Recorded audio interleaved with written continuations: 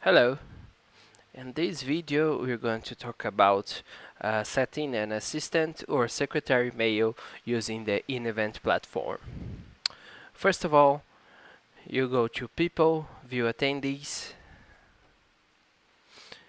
You can click on the name of the person you want to set a new assistant mail.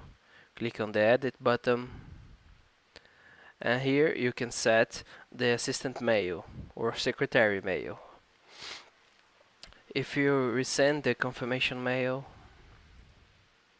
then you can see this mail. Okay, so here is sent to the main mail and to the assistant mail that you have set. Okay, you can also set the mail in the invite lists, so you can add an invitation with the name, their mail, and their assistant mail, so it will look like this.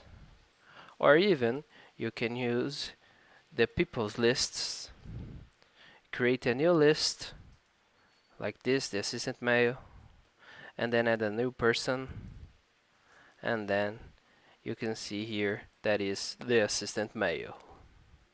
So all the mails will be received for the main mail and by the assistant mail.